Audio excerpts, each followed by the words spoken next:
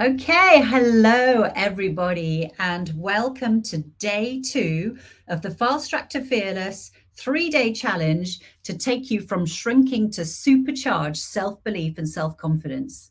I'm Tracy Forsyth. I'm the founder of Fast Track to Fearless, and my mission is to help you break free from the chains of self-doubt and perceived limitations so that you can go forth fearlessly about who you are, what you stand for, what you want in life, and it really empower you to know how to get that. And one of the things that we're tackling this in this challenge is giving you really easy ways to supercharge your self-belief, because I just believe that so much talent is being left behind because a lot of talented people are very self-critical, and then they hold themselves back, and they have all kinds of like inner critics and saboteurs and critical thinking against themselves, that it holds them back from really sharing their talents with the world.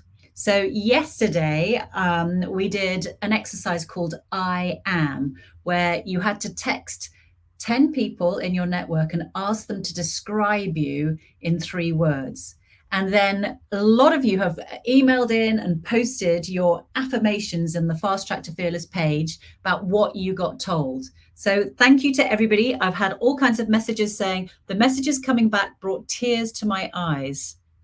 The test or the exercise was such a simple yet so transformative exercise, and it would be so helpful with job interviews. So go and have a look on Fast Track to Fearless, the community page for everybody who's posted what came back. So the exercise was to choose 3 words out of all the words that people texted back to you, stand in front of a mirror and say out loud, I am, and then the 3 words that you loved the most about what people said to you. So we've had all kinds of things. So thank you everybody who's already posted. And just to say, for those of you who haven't done it, for those of you who are just joining, you can go back and do the day 1 challenge. I really, really recommended it. Somebody else said it's a powerful, immediate exercise, and I'm overwhelmed by what's come back. So please do, if you haven't already, go back and watch it. It's either on my LinkedIn page or on Fast Track to Fearless on the Facebook page. You can have a look at what the exercise is and still take part in the challenge for your chance, not only just to feel the self-belief growing, but also the prize. There will be a prize awarded on Thursday at our Masterclass. And the prize for that particular day is a massive box of chocolates from Hotel Chocolat, which is one of my favorites. Okay, so today we are moving on to how to meet and defeat your inner critic. So I'm just going to share my deck. Let me go. There we go, one I prepared earlier. And we're going to be talking about inner critics. And here is an amazing picture that somebody who I'll be speaking to in this broadcast, somebody who came along to one of my talks on inner critics a year ago, was so inspired that she drew her inner critic and sent it to me. And I thought it was amazing. So I've asked her to join us to talk about the impact that this exercise had on her, and to talk us through her inner critic and what's happened to Mrs. Negative Nancy, if you can see that closely. All right, so what am I talking about? Here we go.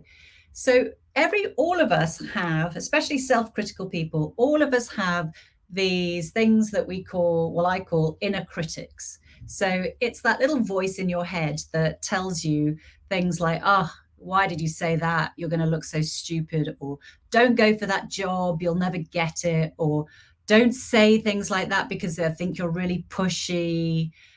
All kinds of things, that ideas, almost like thought bubbles that pop up in your head when you least want them, that hold you down and keep you small and stop you from risking things. So they really, really know how to deflate you.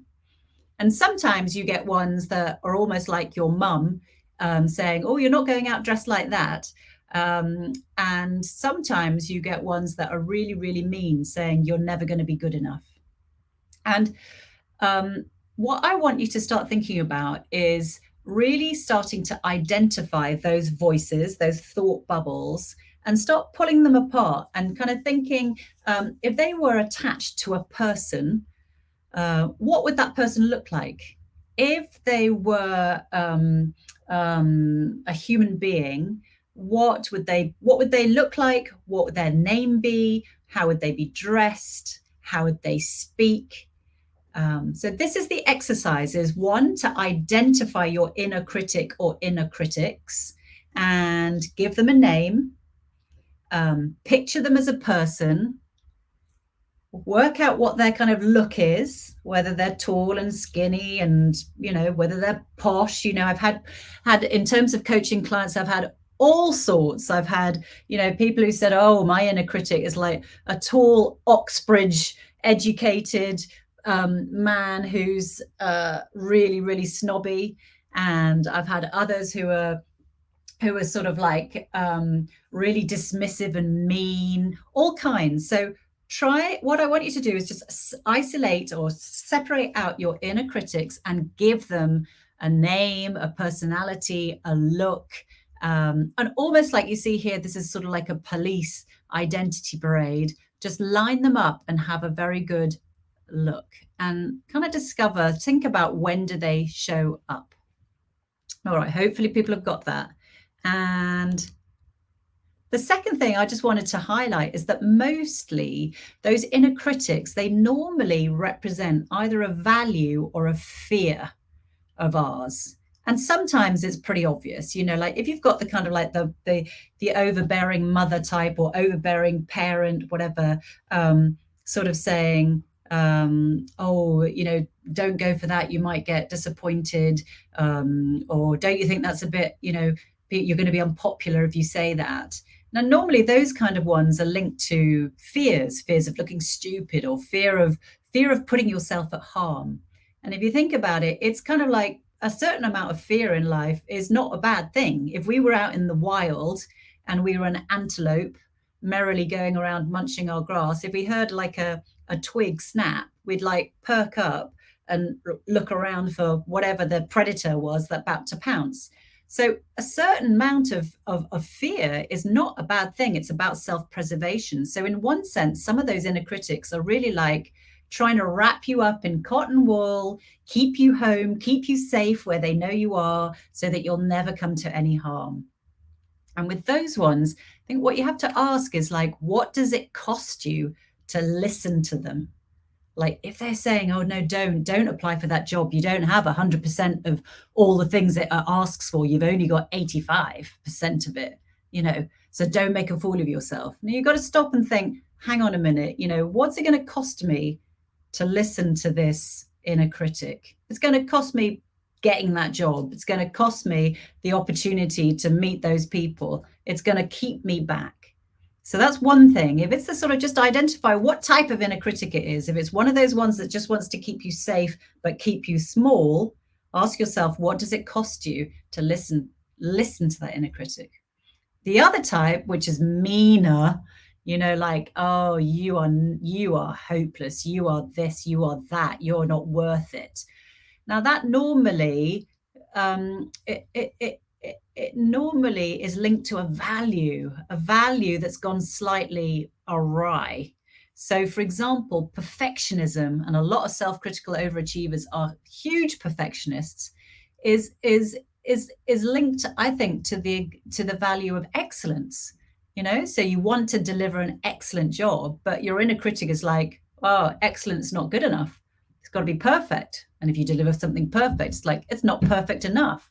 So it's something that's gone just a little bit overplayed. So another one, for example, that the person that I spoke about who had that tall, snobby, intellectual bloke that sort of looked down on her, she was really worried that she would not be taken seriously, or not taken, not shown respect, that what she was working at would not be respected. So the value that was at stake was, how did she do her job and feel respected? So once you understand what the fear or the value is with these inner critics, you can then make a plan to kind of tackle that. Either you listen to them or you don't. Or actually, if respect is something that's really, really important to you, what are the other ways of going out and getting that respect? Okay, so I'm hoping that makes sense. I would like to, my next, this is the challenge, and this is the day 2 challenge. So draw or describe in words your inner critic. Tell us what they are called. What do they look like? What do they say? When do they show up? And the bonus question is, what value or fear do you think they represent? Really, that's just to encourage you to really think deep about how these inner critics affect you and what they're trying to say. So the challenge is to post the drawing or the description in the Fast Track to Fearless Facebook page. And if for any reason people are looking at LinkedIn and don't have the Fast Track, don't have Facebook, please just message me directly and I'll deal with it. So with the hashtag F2F day 2. And I'm going to put that up again. But in the meantime, I want to introduce, the prize is a bottle of bubbles, whether they are non-alcoholic, alcoholic, whatever you fancy. So we will be awarding a winner for the second day at the Masterclass on Thursday. So make sure that you attend that to find out who's won. And next, I would like to introduce you to the lady who came along to one of my talks a year ago and drew this most incredible picture. Let me bring her into this. Oh, hang on, what's happened to my thing? There we go. Let me bring her into the studio. Hello. Hello. So introducing everybody, Jo, also known as Sober Jo. She is somebody who's changed. She's going to tell you she's changed her life drastically.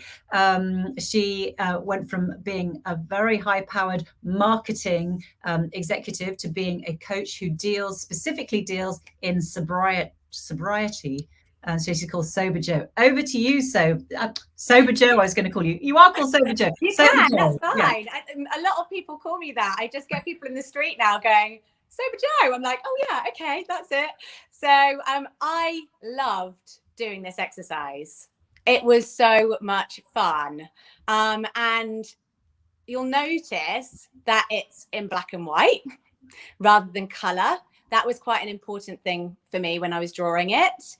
And I chose a kind of stern looking lady. I imagined her being a bit dumpy and having lots of wrinkles on her face. She was a bit angry all the time, very kind of academic and looking her kind of nose at me kind of thing, like I wasn't good enough. And yeah, she was kind of saying things like, you're too loud, you're too hyper, stop daydreaming. Because I was always one of those people when I was younger who was kind of like looking out the window, dreaming of things. You're not academic, because for me, I suffer with dyscalculia, so numbers are not my thing, but I'm extremely creative. And I love, my brain can kind of go and come up with ideas in ways that other people can't. But, as a child, being told all the time, you can't do this, why can't you understand that? It sticks, right? You don't fit into this box. Do you want to be taken seriously? You're annoying. And to be honest, Tracy, I could have kept going on, and I ran out of paper, like the side of the paper. Yeah. It could have been, you're untidy, you break things. As somebody who has this energy, and as a child, that was very hard, because you don't know how to kind of channel it. And you have to kind of fit in a box that society has kind of made for you. And as growing up, you mentioned sobriety. That's because I think that I used alcohol for a long time to try and fit in, to be liked by other people. I didn't feel like I could be this loud, eccentric person. So I used alcohol as a bit of a mask and as a way to be the clown when I went out, but without actually being me, kind of thing. So obviously kind of letting go of that, when I decided to stop drinking 2 years and 8 months ago now, thank you, was a massive thing for me. And I had to relearn how to be around people, you know, the social anxiety. Yes. I hadn't even realized I was that person. Like, if you'd met me on a night out, you would think I was this really confident person. And all of a sudden, I was met with all of these things. Yeah. You know, negative Nancy was there, and she was really, really, really loud. Yeah. And I was listening to her. And it took quite a long time to shake her off. Yeah. And start listening to my cheerleader. And I know you're covering that tomorrow, which is really exciting. But, you know, my cheerleader looks very different, colourful, all the things that Nancy isn't, basically the opposite. Yeah. You know, it's changing things from that problem focused kind of language and shifting it into that kind of more positive language. Like, I know you covered yesterday the whole I am. That was a really important thing for me. You know, having that kind of, you know, I am confident and I am loud, but like in a positive way. Like, you know, that energy is what attracts people to me now. And I need to realize that and not kind of think, oh God, you know, I can't go to an event and wear like a colorful, bright dress or my rainbow necklace or whatever, you know, because we love it. We love your necklace. And so much of what you're saying just goes to, you know, my philosophy is that, you know, to be fearlessly you in all your color and all of this. But tell me, Jo, when you did this exercise, tell me about how useful it was to do this exercise. I'm just thinking about the people who would never have thought about doing this, and just to think about those voices in your head or the inner thought bubbles as characters and people. Can you tell us a little bit about that, how you found it? It's so cathartic doing it, getting it out. And once you start, it's a bit like journaling. Once you start writing, and then you're like, oh, I'm writing a book, I don't know where that came from, kind of thing, you know. I realized how many things I was saying to myself that came from this kind of place of lack and scarcity kind of thing. And actually, when I did the exercise, I remembered you saying, you know, what's keeping you small? And at the time, I had a real fear of public speaking. And a lot of that came from 10 years ago, I got shoved up onto a stage. When I was younger, I didn't actually used to have a problem with speaking. But 10 years ago, I got shoved up onto a stage to talk about something that I didn't know anything about. I was really pressured. I was in a room just filled with old male and stale guys. And it was basically me 10 years ago, Jo. And I was in my like bright coloured stuff. And I got up there and I just felt like a complete tit, basically. And I had a fear that had kind of just got bigger and bigger and bigger from that moment onwards. And I just remembered watching your live at the time and thinking, that's something that's keeping me small. The fact that I feel like I can't just be myself, I can't just be my authentic self and get up and just say what comes from the heart. It's come from that moment, and we've all been there where we've had these traumatizing moments. It might sound dramatic, but it really was that. You know, I literally left that event crying on my way home, kind of thing. Like, I've ruined my life. I'll never be, you know, thought of in the way that I was, you know, in that way. And actually, really, nobody cares. Like, get over yourself. Do you know what I mean? But doing this exercise and listening to you say that made me kind of go, do you know what? I don't need everybody to like me. My vibe attracts my tribe. I know it's very cliche, but it's very true. And you just need the right people to like you, you know, and they're not going to think that you're annoying. They're not going to think that you're loud. And I think it really was the start of my journey around really putting myself out there more, you know, doing more lives on my social media, which has then led to me doing some events and actually presenting at those events. I mean, even doing something like this, I probably wouldn't have been able to do that a year ago. So Amazing, Joe. I mean, I'm sure all of us watching you would think, gosh, we would never ever imagine that you'd ever had any difficulty presenting. And also, you've got such the perfect personality for presenting, what with all the color and the vibrancy and the personality. Yeah. Thank And you. what's happened to so when you look at Mrs. Negative Nancy now, Yeah. what do you think of her? I just think that I mean, I can't use the word I was going to say actually because it's way too rude. But I just think she needs to get back in her box, because she's telling me you don't fit into this box, but I'm saying get back into your box. I've broken through the box, and I'm loud and proud and just exactly who I am. And it's been the most liberating thing for me. So I just see her and I feel very sorry for her. But at the same time, I accept that that's where she's at. And I'm in a different place, and I'm very grateful for the fact that I'm in a different place. But I understand that that's where she's at, and I really hope actually that she gets to go on the journey that I've been on.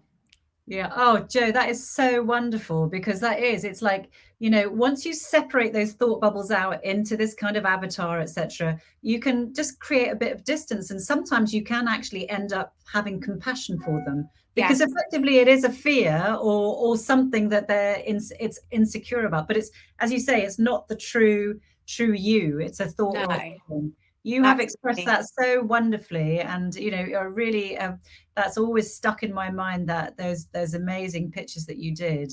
And thank you so much, and thank you so much for coming on and sharing your experience. And will you just give yourself a shout out in terms of your social media and thank you. What you do? So I'm on LinkedIn, Facebook, Twitter, Instagram, and my handle is @RealSoberJoe. And yeah, I'm just looking to help people to let go of what no longer serves them in the way that I have. So yeah, it's exciting. Perfect. Excellent. And I think we'll put those details in the comments box, and if anybody wants to follow up. And but thank you so much, Joe. Thank you for having me. I'm going to remove you from the studio and then just remind people what the challenge is. No problem. Bye, everyone. Okay. Thank you. Bye. Oh, amazing lady. All right. So let me go. Just remind you what the challenge is. So it is to draw or describe in words. If you're not, I mean, I can't draw. Joe is saying I'd be able to draw, but I don't think I have her talents at all.